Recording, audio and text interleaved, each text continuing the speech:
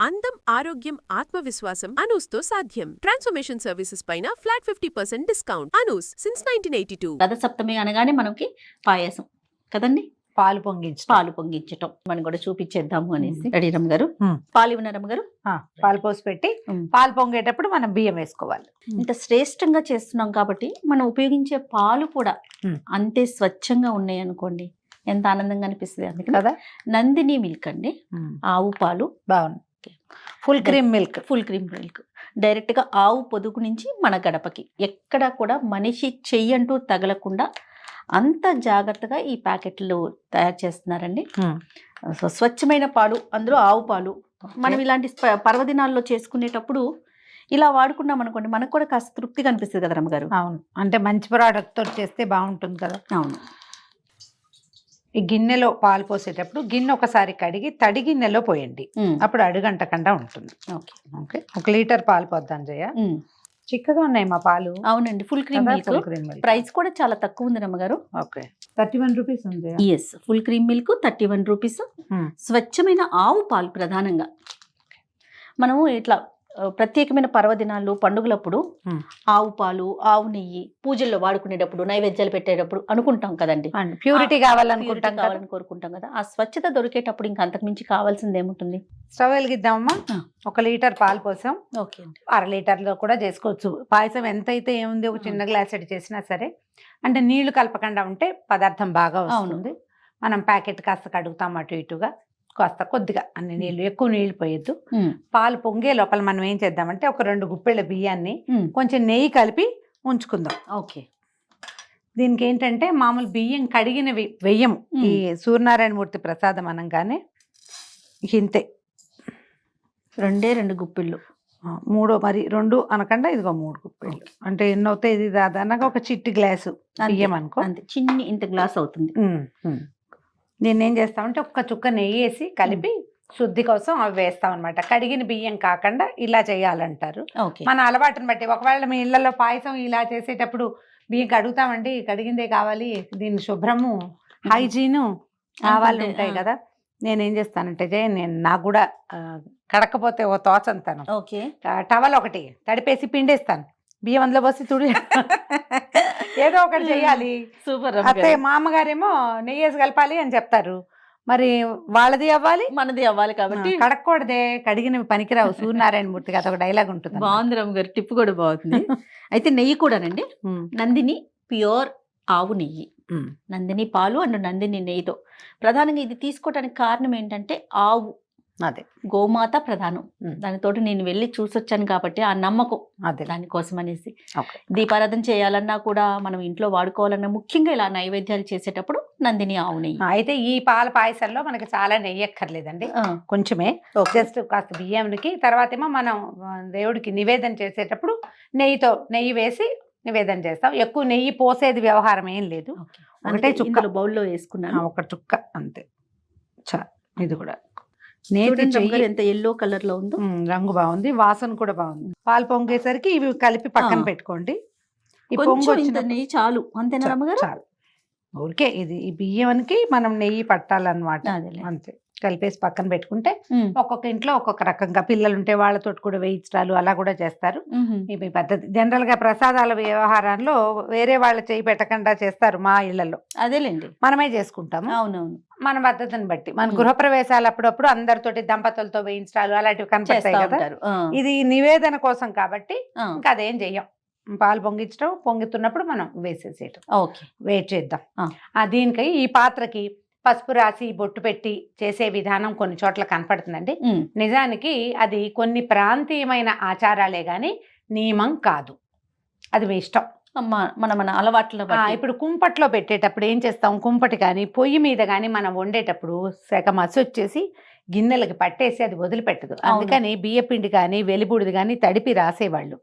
అంతే తప్పిస్తే దీనికి పసుపు రాసి బొట్టు పెట్టాలన్న నియమం అయితే లేదు. మీ ప్రాంతపు ఆచారంగా ఉంటే మీరు చేసుకోండి, కానీ మీ ప్రాంతపు ఆచారాన్ని మిగిలిన వాళ్ళకి మాత్రం రుద్దక్కర్లేదు, అనవసరం అది. మనం గిన్నె పాత్ర మాత్రం మనం ప్రసాదానికి ఏం పెట్టుకుంటామో దీన్ని ఎంగిల్ చేయకూడదు, చేయి పెట్టి తీయకూడదు, అట్లా అలవాటుగా ఉంచుకోవాలి శుభ్రంగా. ప్రసాదానికి మాత్రమే వాడాలి, అంతే. అంటే సరే కాగేలోపు మనం అది రెడీ చేసుకుందాం రమ్మగారు. ఇప్పుడు చిక్కుడుకాయల రథం చేసుకుందాము. ఇవి కొంచెం పెద్ద పెద్ద సైజు ఉన్నాయి కానీ కొంచెం చిట్టి సైజు అయితే మీకు పెట్టడానికి బాగా వీలుగా ఉంటాయి. అవును. నేను ఇప్పుడు ఈ చిక్కుడుకాయలు ఉన్నాయి కదా, ఓ 2 చిక్కుడుకాయలు 2 పుల్లలతో ఇట్లా చేసి చూపిస్తాను. ఓకే అండి. పాలు పొంగొచ్చేస్తున్నాయి కదా, మనం మెల్లిగా చేసుకుందాం రథం. ఎంత 2 నిమిషాలు జస్ట్. ఈ లోపల మీరు కొంచెం కొబ్బరి పుల్లలు కానీ వీటిని ఏమంటారు పూచిక పుల్లలు కానీ ఒక 2 3 పుల్లలు తెచ్చి దగ్గర పెట్టుకోండి. ఓ పళ్ళెం ఉంటే చాలు. పాలు పొంగుతున్నాయి జయ, ఇప్పుడు వేసేద్దాం బియ్యం. 3 సార్లు మళ్ళీ వచ్చినప్పుడు మళ్ళీ రెండో పొంగు వచ్చినప్పుడు మళ్ళీ ఇంకా కొన్ని వేస్తాం. అయితే మామూలుగా కొన్ని చోట్ల చిక్కుడు గింజలు ఈ పాయసంలో వేసి ఉండే పద్ధతి ఉంటుంది. లాస్ట్ టైం చేసినప్పుడు మనం వేయలేదు, చాలా మంది అడిగారు. ఈసారి చిక్కుడు గింజలు వేద్దాం. ఓకే. మళ్ళా పొంగు వస్తుంది చూడు. నారాయణ హరి శ్రీకృష్ణ వస్తేవా. ఏదైనా చక్కగా మంచి స్తోత్రం చదువుకుంటూ పాయసంలో వేసుకుంటే, మేము కబుర్లు చెప్పుకుంటున్నాం కదా, అలా కాకుండా మంచి మంచి శ్లోకం ఏదైనా స్తోత్రము, కృష్ణనామధేయాలు, భగవన్నామస్మరణ, గోవింద నామాలు, లేకపోతే విభవ నామాలు చెప్పటం. ధ్యేయస్సదా సవితృమండల మధ్యవర్తి నారాయణ సరసిజాసన సన్నివిష్ట కేయూరవాన్ మకర కుండలవాన్ కిరీటి హరి హిరణ్మయవపుత్రుత శంఖచక్ర. ఇది చాలా మంచి శ్లోకం అండి. సూర్యనారాయణమూర్తి ప్రార్థనా శ్లోకాలలో ఉత్తమోత్తమైన శ్లోకాలలో ఇదొకటి. ఈ ధ్యేయ సదా సవితృమండల మధ్యవర్తి అంటే నిరంతరము సవితృమండలంలో అంటే ఈ సూర్యమండలంలో ఉండేటువంటి నారాయణమూర్తిని నేను నమస్కరిస్తాను అని. ఎప్పుడు ధ్యేయ సదా అంటారు, నిరంతరము సూర్యబింబాన్ని చూడటమే. సిమ్లో పెట్టేద్దాము. ఈ 2 గింజలు వేసేసి ఒక్కసారి చిన్న గరిటె పెట్టి కదిపితే లోపలికి వెళ్తాయి పాలు, నిదానంగా ఉడుకుతుంది. ఓకే.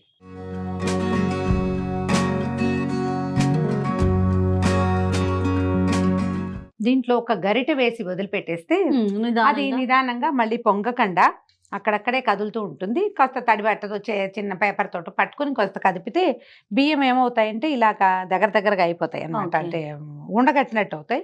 అలా అవ్వకుండా ఉంటుంది. కొంచెం కదుపుకుంటూ ఉండాలి. చిక్కుడు గింజలు వేసేస్తారా? బియ్యంతో పాటే చిక్కుడు గింజలు కూడా వేసేద్దాము.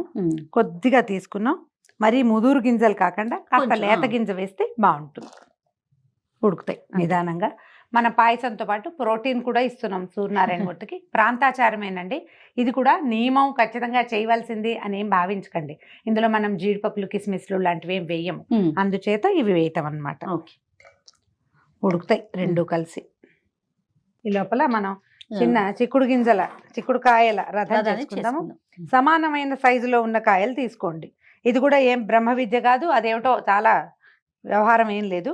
ఒకే షేప్ లో ఉన్నవి. ఇప్పుడు ఇది వంపుగా ఉంది కదా, ఈ షేప్ లో ఉన్న వంపు తీసుకుంటే 4-5 కాయలు చూసామంటే మనకి సేమ్ షేప్ దొరికేస్తుంది. సరిపోతుంది. సైజు షేపు ఇంచుమించుగా. ఇది మరీ వంకరగా ఉంది. కొంచెం ముదురు గింజలు ఉన్న కాయ అయితే ఏంటంటే నిలబడుతుంది. దీన్ని ఇలా ఎత్తుగా రథం లాగానే పెట్టక్కర్లేదండి, సింపుల్ ఫ్లాట్ గా కూడా పెట్టుకోవచ్చు. కాస్త ఒకే షేప్ ఉన్నవి తీసుకోవటము. ఇలాగా కాయలు ఒక 4 సమానమైన సైజులో ఉన్న పుల్లలు తీసుకోండి. ఇంకా పొట్టివి కూడా తీసుకోవచ్చు, కాయని బట్టి ఈ పొడుగు అన్నమాట. కొంచెం లావుగా పొట్టిగా ఉంటే కాయ బాగుంటది, గింజ గట్టిగా పట్టుకుంటుంది. అప్పుడు మనము ఈ గింజల్లో పెట్టేస్తాం కదా దాన్ని. ఇట్లా ఒక సంవత్సరం అయితే ఎంత తప్పకాయలు దొరికినాయో జయ. అయితే ఏం చేయను, ఇది రథంలాగా అయ్యేలాగా అయితే లేదు.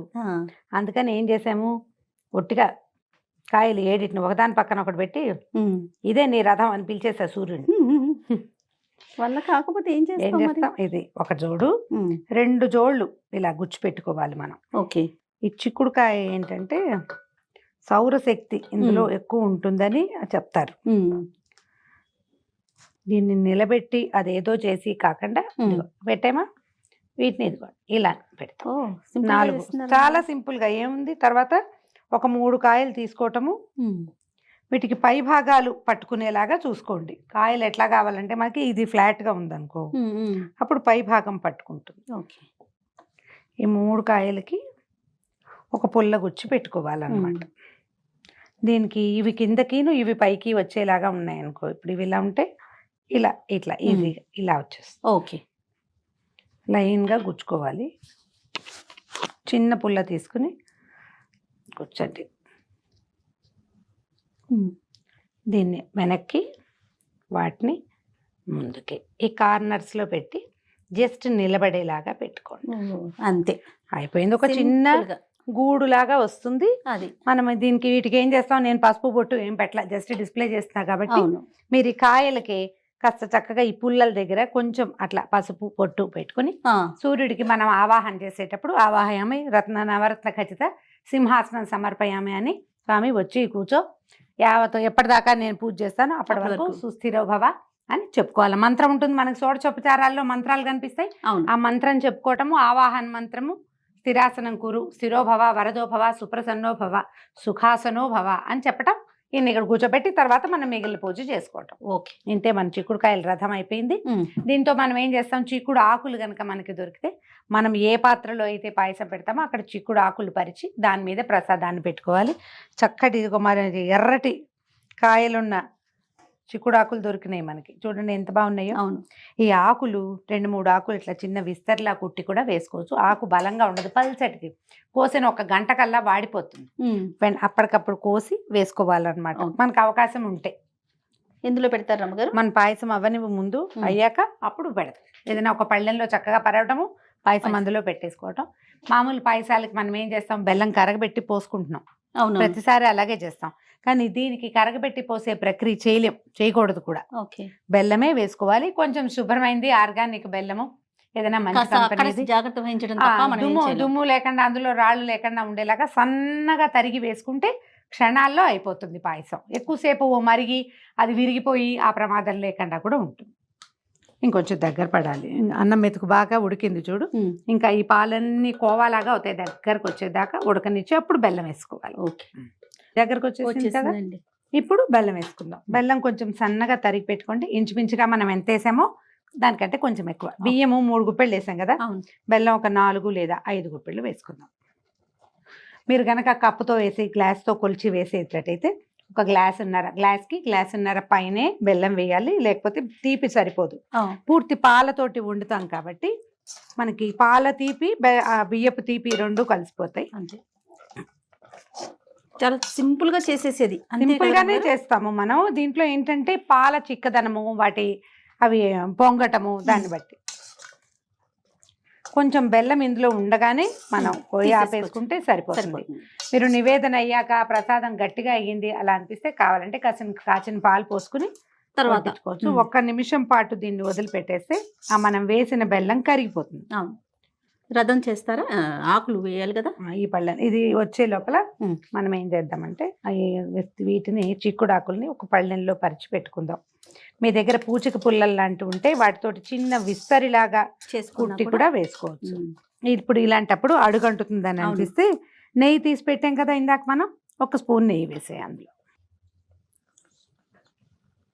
చాలు. అప్పుడు అడుగంటకుండా ఉంటుంది, సరిపోతుంది. యాలకుల పొడి ఒకటి ఉంది, చివరికి వేసుకుందాం. ఆకులు పరిచేద్దాము దీంట్లో. పెట్టండి. మన చిక్కుడు చెట్టు కనుక ఓపికగా ఉంటే పెద్ద పెద్ద ఆకులు ఉంటాయి, దానికంత ఓపిక లేదనుకోండి అప్పుడు బుజ్జి ఆకులు. ఇంతే, మనం జీడిపప్పులు కిస్మిసులు లాంటివి ఏం వేయం. అంతే, ఒక్కసారి పైనుంచి కిందకి కలిపేసి ఈ పళ్ళెంలో మనం పళ్ళెం తీసి పెట్టుకున్నాం. అవునండి. ఈ ఆకుల మీద ఈ వేడి వేడి ప్రసాదాన్ని వేయండి. ఇందులో అక్కడక్కడ చిక్కుడు గింజలు కనపడుతున్నాయి చూడు. చిక్కుడు ఆకుల రసాన్ని ఈ వేడి పాయసం పీల్చుకుంటుంది. అది ఇచ్చేయండి. మనం ఏదైనా వడ్డన చేసేటప్పుడు కూడా మొదట నెయ్యి వేయాలి. ప్రసాదం నివేదన చేసేటప్పుడు మీరు అన్నము ఏదైనా సరే వండిన పదార్థాన్ని నివేదన చేసేటప్పుడు ఖచ్చితంగా 1 చుక్క నెయ్యి వేసి దేవుడికి పెట్టుకోవాలి. మనం ఎవరికైనా పెట్టేటప్పుడు కూడా అంతే. అనుకుంటే మన రథసప్తమి పాయసం తయారుగా ఉంది. ఇవాళ పాలు బాగున్నాయి, బెల్లం బాగుంది, విరక్కండా చక్కగా ముచ్చటగా వచ్చింది. ఎవరెవరి అవకాశాన్ని బట్టి వాళ్ళు ఇత్తడి గిన్నెలోనూ లేకపోతే మీరు ఈజీగా కుక్కర్లో చేసుకోవచ్చు. కుక్కర్ కూడా కొంచెం మందంగా ఉంటుంది కాబట్టి బాగా నిదానంగా అవుతుంది. స్టీల్ పాత్రలు పెడితే మాత్రం ముందే అడుగంటిపోతుంది. ప్యూర్తిగా పాలు పెట్టడం వల్ల అడుగంటిపోయిందని అనకూడదు. పాత్ర మందంగా లేదు కాబట్టి అడుగంటిందని అర్థం చేసుకోవాలి అంతే మనం. నేనైతే మాత్రం కుక్కర్ గిన్నెని కూడా చెప్పండి అమ్మగారు, ఆ. చక్కగా కనీసం ప్రసాదం ఇతడి గిన్నె వరకు ఒక ఇతడి గిన్నె పెట్టుకోండి, ఉండాలిగా, ఉంచుకోండి, కనీసం ఉంచుకోండి. అంతవరకు ప్రయత్నం చేసుకోండి ఇందులో అని ఇంత చెప్తా. ఇంత బుజ్జి గిన్నెల దగ్గర నుంచి అవును, వస్తాయి. నేను కొంచెం దొరుకుతున్నాయి వండుకోవచ్చు కదండి. కదా. మన అవకాశాన్ని బట్టి ఇలాంటిది ఒకటి పెట్టుకుంటే మనం ప్రసాదాలు, పాయసాలు, చక్కెర పొంగలి, వెన్ పొంగలి వాటికి ఏం బాగా- చేసినా భగవంతునికి ఏది నైవేద్యంగా మనం చేసుకున్నా ఇంట్లో ఇది పెట్టి వండుకోవచ్చు కదా. ఉమ్. అది చాలు, చక్కగా చూడు ఎంత పర్ఫెక్ట్ గా వచ్చిందో, చాలా బాగా వచ్చింది చూడడానికి అమ్మగారు. ఎంతో ముచ్చటగా ఉంది. ఇలా రథం చేసుకోండి. మీకు ఇంకా కాంప్లికేటెడ్ రథం చేయటం వస్తే దాన్ని చక్కగా కూడా చేసుకోండి. చేసేసుకోండి. ఇదైతే చూడండి మనం 7 చిక్కుడుకాయలు పెట్టాము. దీని మీదకి సూర్యుడిని ఆవాహన చేయటం, నివేదన చేసి నమస్కారం చేసుకోవటం. కొబ్బరికాయ కొట్టచ్చు, పెసరపప్పు తర్వాత పానకం పెట్టుకోవచ్చు, అరటిపళ్ళు పెట్టచ్చు. ఏమీ లేవు, పాయసం ఒకటి చేసి పెట్టండి. 4 మాఘాదివారాలు, రథసప్తమి 5 రోజులు మనం ఇలాగే నివేదన చేసి పెట్టుకోవచ్చు. స్వామివారికి సమర్పించటం, సూర్య భగవానుడికి. ఒక నమస్కారం చేసుకోవటం. ఇందాక నేను ఒక శ్లోకం చెప్పాను కదా, వీలైతే ఒక డిస్క్రిప్షన్ లో పెట్టిస్తాను. ఆ ఒక్క శ్లోకాన్ని మీరు నెంబర్ ఆఫ్ టైమ్స్ చదువుకున్నా కూడా మంచిదే. రైట్ అమ్మగారు, థ్యాంక్ యూ అండి. ఓకే, చేస్తాను.